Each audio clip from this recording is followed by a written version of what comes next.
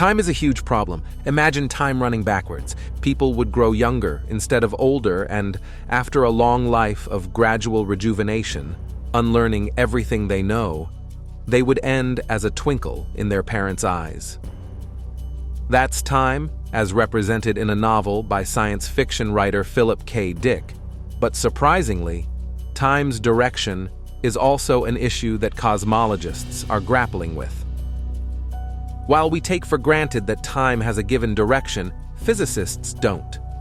Most natural laws are time reversible, which means they would work just as well if time was defined as running backwards.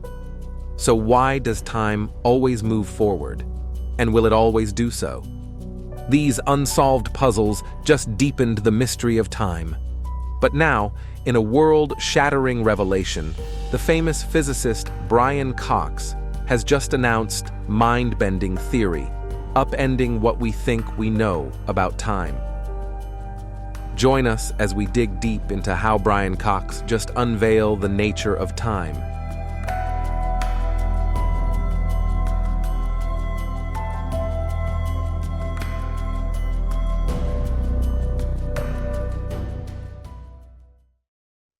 Any universal concept of time must ultimately be based on the evolution of the cosmos itself. When you look up at the universe, you're seeing events that happened in the past. It takes light time to reach us. In fact, even the simplest observation can help us understand cosmological time. For example, the fact that the night sky is dark. If the universe had an infinite past and was infinite in extent, the night sky would be completely bright, filled with the light from an infinite number of stars in a cosmos that had always existed. For a long time, scientists, including Albert Einstein, thought that the universe was static and infinite. Observations have since shown that it is in fact expanding, and at an accelerating rate. This means that it must have originated from a more compact state that we call the Big Bang, implying that time does have a beginning. In fact, if we look for light that is old enough, we can even see the relic radiation from Big Bang, the cosmic microwave background. Realizing this was a first step in determining the age of the universe. But there is a snag. Einstein's special theory of relativity shows that time is relative. The faster you move relative to me, the slower time will pass for you relative to my perception of time. So in our universe of expanding galaxies, spinning stars, and swirling planets, experiences of time vary. Everything's past, present, and future is relative. So is there a universal time that we could all agree on? It turns out that because the universe is on average the same everywhere, and on average looks the same in every direction, there does exist a cosmic time. To measure it, all we have to do is measure the properties of the cosmic microwave background. Cosmologists have used this to determine the age of the universe, its cosmic age. It turns out that the universe is 13,799 billion years old. So we know time most likely started during the Big Bang. But there is one nagging question that remains. What exactly is time? To unpack this question, we have to look at the basic properties of space and time. In the dimension of space, you can move forwards and backwards. Commuters experience this every day. But time is different. It has a direction. You always move forward, never in reverse. So why is the dimension of time irreversible? This is one of the major unsolved problems in physics. But now, Professor Brian Cox says he has some ideas about that. According to Brian Cox, there appears to be a suggestive link between what we perceive as the arrow of time and a quantity called entropy.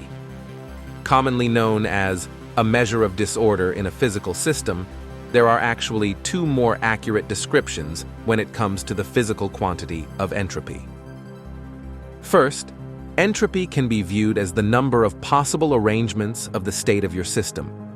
If you have more options for how you could arrange your system so that it remains identical, you have higher entropy than if there are fewer options. A room with 20 different regions at 20 different temperatures has a lower entropy than a room where every location has the same temperature. A room with a hot and a cold side, separated by a partition, has less entropy than a room that's well mixed after the divider has been removed. On the other hand, it's also useful to think of entropy as a measure of how much thermal energy could possibly be turned into useful mechanical work. When you have lots of energy available to do work, such as a room with a hot source and a cold sink, you have a low entropy system, as the flow of energy, or heat or particles, can be used to extract energy and perform work. Contrariwise, if you have very little available energy, like a near equilibrium temperature room, you have a high entropy system. Whenever we discuss entropy, we have to keep in mind that we're constrained by the science of thermodynamics, and particularly by the laws of thermodynamics. In particular, the second law is of extreme relevance, stating that the entropy of a closed and isolated system, a system that doesn't allow the exchange of matter or energy with the outside environment, can only increase or stay the same over time. It can never go down. Even though the universe is only approximately closed and isolated, that approximation is very, very good for almost all applications. In other words, over time, the entropy of the entire universe must increase. It's the only known law of physics that appears to exhibit a preferred direction for time. Does that mean that it's possible that we only experience time the way we do because of the second law of thermodynamics? If so, it would suggest that there's a fundamentally deep connection between the arrow of time and entropy. While many in the philosophy community, including physicists who tread into philosophy, think there might be such a connection, this is not a matter for philosophy alone. Instead, we can look to the physical evidence of systems where entropy increases, where entropy remains constant, and even where we manipulate the no longer closed and isolated system externally to artificially decrease the entropy inside. If the perceived arrow of time always runs forward, regardless of what happens to the entropy inside the system, this suggested link would then be falsified. As it turns out, reversing the flow of entropy inside of most systems is easier said than done. Sure, you can scramble and cook an egg, which is a very easy process compared to the time-reversed one, uncooking and unscrambling an egg. Although it may be possible from a practical point of view, it's a very unlikely prospect, one that never occurs naturally in this universe, and one that would require careful manipulation at the molecular level to induce. The same situation applies when you pour cream into your coffee and stir it. Homogenizing your coffee-cream mixture is a lot easier than separating mixed coffee-cream into its individual constituents. Practically, the entropy reversing process never spontaneously occurs. Just as you might suspect, thermodynamics and entropy play an outsized role in both of these processes. We can measure a stark difference in entropy between the initial and final states, and find that, unsurprisingly, the final states are higher entropy states than the initial ones. These cases are a specific example of entropy at work, where an initially lower entropy state, with more available energy capable of performing work, transitions into a final higher entropy state with less available energy to perform work. As you may have noticed, the direction of the thermodynamic arrow of time, where entropy increases, is indeed coincident with the perceived forward passage of time. Nature is full of examples such as the mixing of coffee and cream or the scrambling and cooking of an egg, what we conventionally call irreversible reactions in physics. Drop an ice cube into a warm drink and the ice will melt, resulting in a cool drink that's at a uniform, lower temperature than the drink was before you put the ice cube into it. On the other hand, a cool drink will never spontaneously separate into a warm drink and an ice cube. That's something that's forbidden by the second law of thermodynamics. Similarly, if you create a room with a barrier between two halves of it, with one half being kept hot and the other half being kept cold, you can anticipate what will happen if you then open a gate within the barrier. allowing the particles between the two halves to mix. Over time, the room will equilibrate, and at some late enough time, you'll find that both halves are now filled with intermediate temperature particles. Never, no matter how practically long you wait, will the two halves spontaneously separate into a room that's half hot on one side of the gate and half cold on the opposite side of the gate. This is the price that the laws of thermodynamics extract from the universe over time. The total entropy of a closed and isolated system can never decrease. The interactions we're describing here are not spontaneously reversible, except if you throw spontaneous away, along with closed and isolated, an individual system can be coaxed into experiencing entropy reversal after all. There's a caveat that most people forget when it comes to the second law of thermodynamics and the seemingly inevitable, accompanying entropy increase. The law only holds when we apply it to a closed and isolated system. So long as we have a system where there's no external energy inputted into it or extracted from it, and no particles added into or taken away from it, and there are no additions to or subtractions from entropy with respect to the outside world, the second law of thermodynamics is mandatory. There are no known exceptions to the second law of thermodynamics for closed and isolated systems.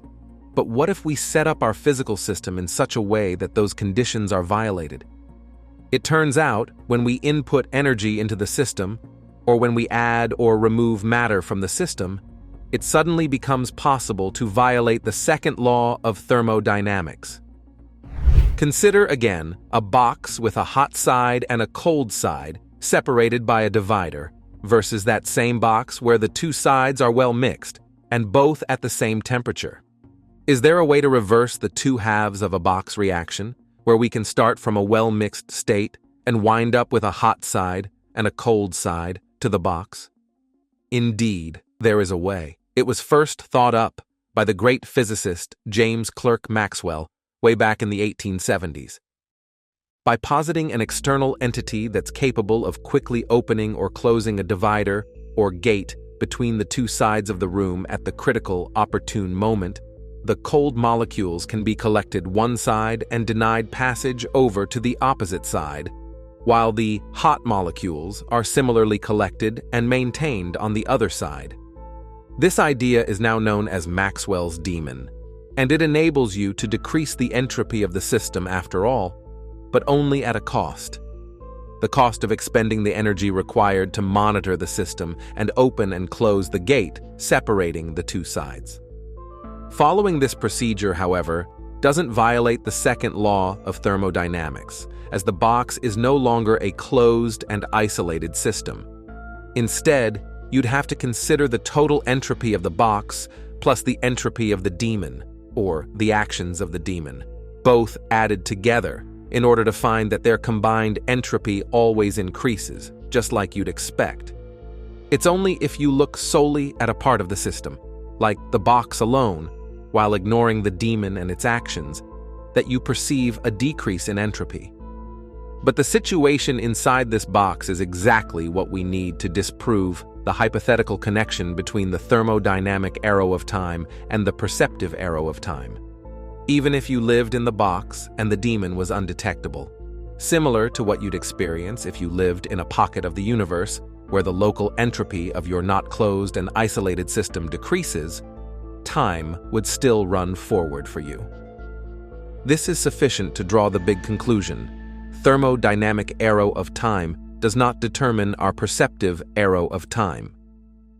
In order to perform such an experiment responsibly, or to even set up such an experiment in a responsible fashion, you'd have to carefully control the energy and entropy inputs and outputs of your system. If you are allowed to input energy or transfer particles into your system, then all of the earlier reactions that we had previously labeled as irreversible can suddenly occur, including uncooking and unscrambling an egg, unmixing coffee and cream, separating a lukewarm drink into a hot drink and an ice cube, or separating a uniform temperature room into a hot half and a cold half. Just as cleaning your room or ordering a mixed deck of cards can decrease its entropy, but only at the expense of the energy you inputted to create that order. These actions have to come at an external cost. However, whether the entropy within your system goes up, down, or remains the same, even if you make these reactions happen in a way that locally reverses entropy, all the clocks within your system will still run forward. In natural systems where the entropy remains constant, such as an adiabatically expanding cloud of collisionless matter, time still runs forward. Moreover, time doesn't just run forward, but always runs forward at exactly the same rate for all observers, regardless of whether or how their entropy changes, at the rate of 1 second per second. As far as we can tell, the second law of thermodynamics is true. Entropy never decreases for any closed and isolated system in the universe, including for the entire observable universe itself, taken collectively. It's also true that time, as anyone perceives it, always runs in one direction only. Forward for all observers, at the same experiential rate for everyone. What many don't appreciate, however, is that these two types of arrows, the thermodynamic arrow of entropy and the perceptive arrow of time, are not interchangeable. During the period of cosmic inflation that set up and preceded the hot Big Bang, where the entropy remains low and constant, time still runs forward. When the last star has burned out and the last black hole has decayed and the eventually empty universe is wholly dominated by dark energy, time will still run forward.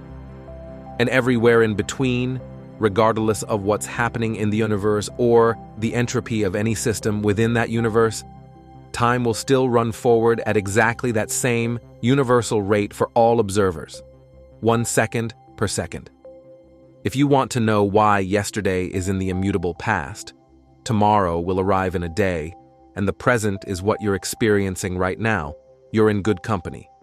Nobody knows why time has these properties.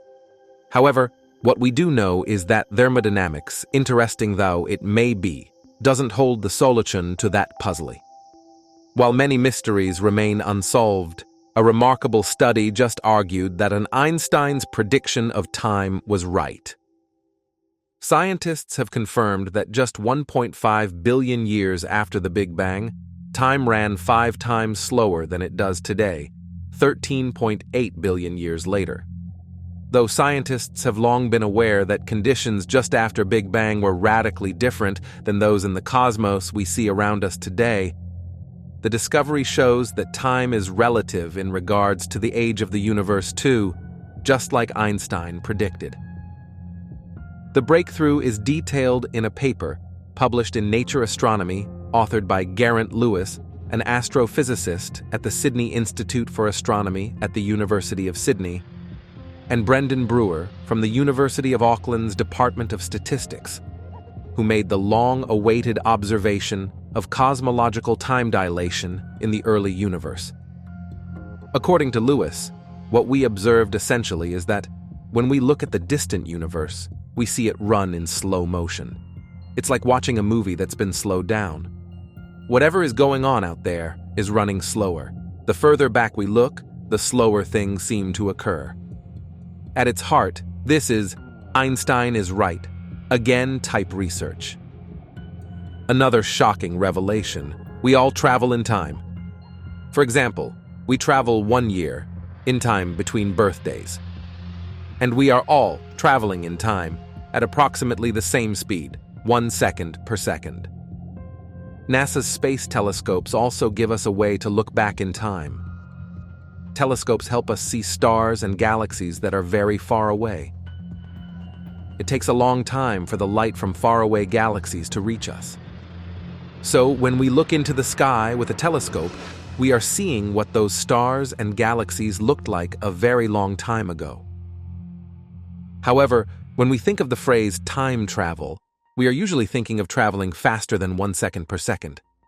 That kind of time travel sounds like something you'd only see in movies or science fiction books.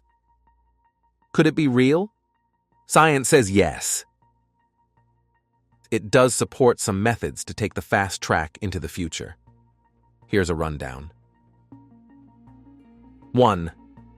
Time travel via speed. This is the easiest and most practical way to time travel into the far future. Go really fast. According to Einstein's theory of special relativity, when you travel at speeds approaching the speed of light, time slows down for you relative to the outside world. This is not just a conjecture or thought experiment. It's been measured. Using twin atomic clocks, one flown in a jet aircraft, the other stationary on Earth, physicists have shown that a flying clock ticks slower because of its speed. In the case of the aircraft, the effect is minuscule. But if you were in a spaceship traveling at 90% of the speed of light, you'd experience time passing about 2.6 times slower than it was back on Earth. And the closer you get to the speed of light, the more extreme the time travel. The highest speeds achieved through any human technology are probably the protons whizzing around the Large Hadron Collider at 99.99991% of the speed of light. Using special relativity, we can calculate 1 second for the proton is equivalent to 27,777,778 seconds, or about 11 months for us. Amazingly, particle physicists have to take this time dilation into account when they are dealing with particles that decay. In the lab, muon particles typically decay in 2.2 microseconds. But fast-moving muons, such as those created when cosmic rays strike the upper atmosphere, take 10 times longer to disintegrate. 2. Time travel via gravity. The next method of time travel is also inspired by Einstein. According to his theory of general relativity, the stronger the gravity you feel, the slower time moves. As you get closer to the center of the Earth, for example, the strength of gravity increases. Time runs slower for your feet than your head. Again, this effect has been measured. In 2010, physicists at the U.S. National Institute of Standards and Technology placed 2 atomic clocks on shelves, one 33 centimeters above the other, and measured the difference in their rate of ticking. The lower one ticked slower because it feels a slightly stronger gravity. To travel to the far future, all we need is a region of extremely strong gravity, such as a black hole. The closer you get to the event horizon, the slower time moves. But it's risky business. Cross the boundary and you can never escape. And anyway, the effect is not that strong, so it's probably not worth the trip. Assuming you had the technology to travel the vast distances to reach a black hole, the nearest is about 3,000 light-years away, the time dilation through traveling would be far greater than any time dilation through orbiting the black hole itself. The situation described in the movie Interstellar, where 1 hour on a planet near a black hole is the equivalent of 7 years back on Earth, is so extreme as to be impossible in our universe, according to Kip Thorne, the movie's scientific advisor. The most mind-blowing thing, perhaps, is that GPS systems have to account for time dilation effects due to both the speed of the satellites and gravity they feel in order to work. The GPS, as we know, helps us know exactly where we are by communicating with a network of a few dozen satellites positioned in a high Earth orbit. The satellites circle the planet from 20,100 kilometers away, moving at 14,000 kilometers per hour.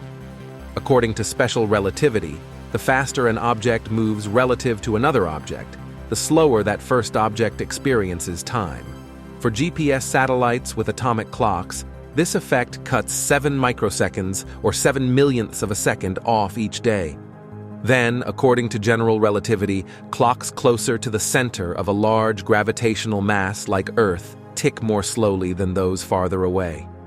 So, because the GPS satellites are much farther from the center of Earth compared to clocks on the surface, that adds another 45 microseconds onto the GPS satellite clocks each day. Combined with the -7 microseconds from the special relativity calculation, The net result is an added 38 microseconds.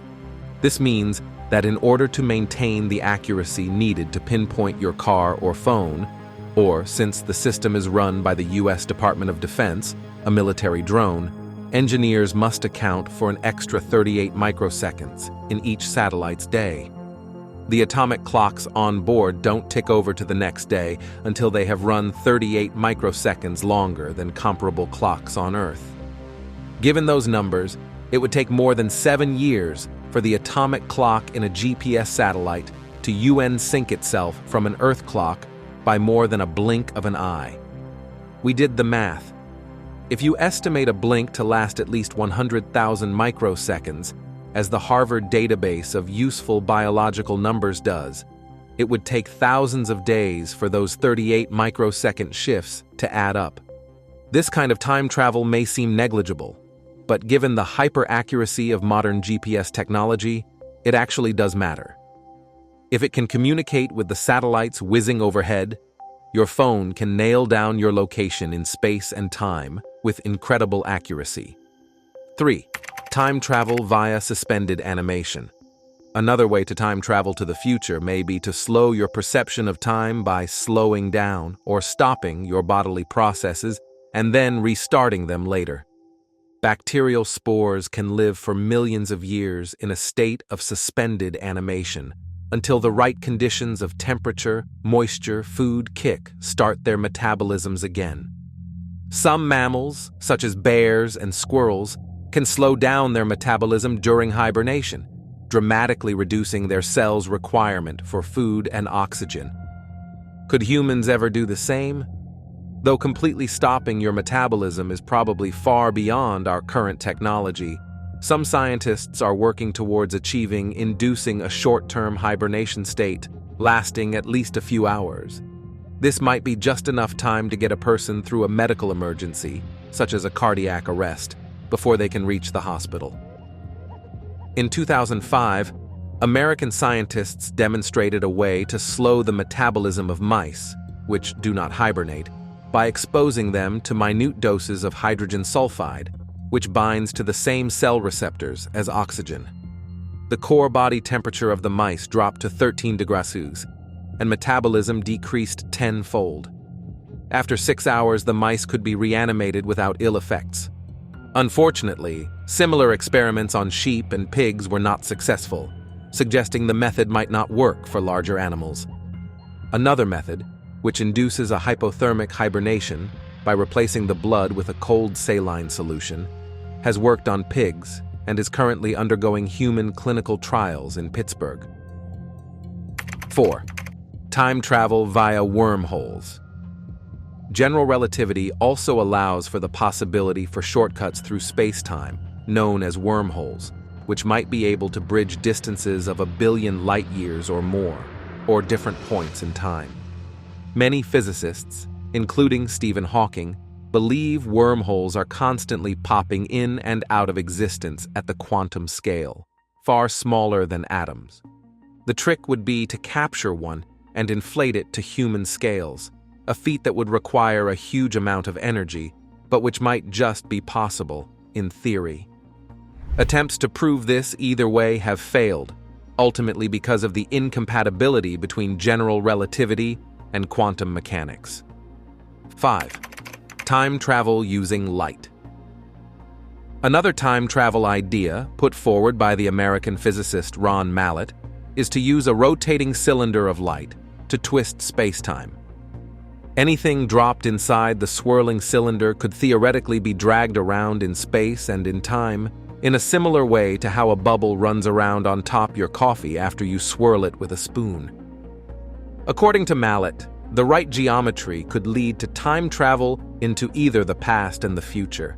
Since publishing his theory in 2000, Mallett has been trying to raise the funds to pay for a proof-of-concept experiment, which involves dropping neutrons through a circular arrangement of spinning lasers. However, his ideas have not grabbed the rest of the physics community, with others arguing that one of the assumptions of his basic model is plagued by a singularity, which is physics speak for "it's impossible."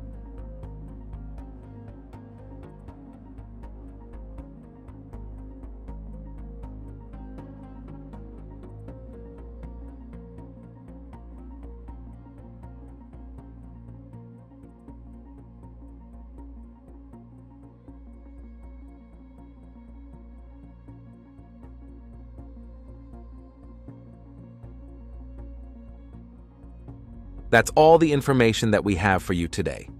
Don't forget to give us a thumbs up if you enjoyed today's episode, subscribe if you haven't already, and hit the bell so you never miss out on future episodes. And be sure to also tell us what you think about today's content. Everyone's support motivates us to continue delivering quality content and to always improve. As always, thanks for watching, and we will see you next time.